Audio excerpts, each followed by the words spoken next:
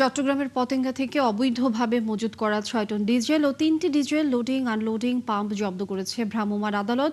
কর্মকর্তারা বলছেন ৮ লাখ টাকা মূল্যের এই জ্বালানি তেল উদ্ধারের পর মামলা দায়েরের প্রস্তুতি চলছে। জ্বালানি মজুদের এই অভিযান এখনও চলছে। দর্শক, অভিযানের আরও খবরাখবর নিয়ে আমাদের সাথে যোগ দিচ্ছেন সহকর্মী রাজীব বড়ুয়া। আর রাজীব বড়ুয়া, আপনি তো সেখানে রয়েছেন। এই মজুদের সঙ্গে জড়িত থাকার অপরাধে কেউ কি আটক হয়েছে কিনা, আসলে এখন কোন পর্যায়ে রয়েছে অভিযানটি, সেই বিষয়ে জানিয়ে দেবেন।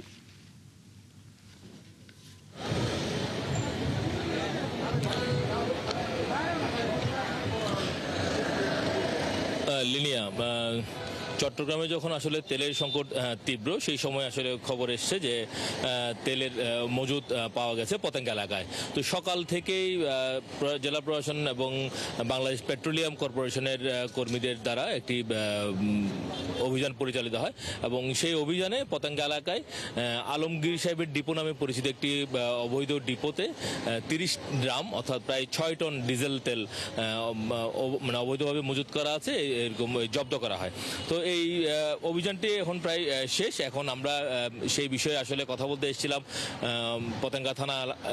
পতেঙ্গা থানায়, কিন্তু এখানকার যিনি ওসি সাহেব, তিনি আসলে এই বিষয়ে কোনো কথা না বলে চলে গেছেন।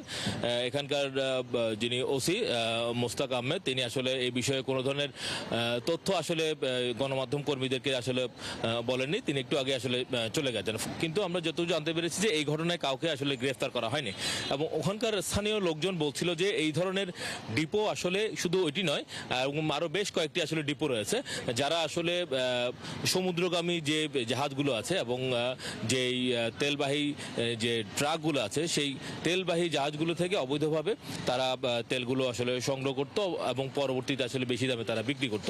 এবং আপনি জানেন যে যেহেতু এটি সমুদ্রের পাশেই একটি এলাকা, ফলে এই ধরনের কাজগুলো তারা আসলে অনেকদিন ধরে করে আসছে বলে এখানকার স্থানীয়রা অভিযোগ করেছে। এবং তারা বলছে যে প্রশাসন আসলে জানে যে আসলে এই ধরনের এখানে অবৈধ কাজগুলো হয়, ফলে প্রশাসনকে ম্যানেজ করে কিন্তু তারা আসলে কাজগুলো করতো।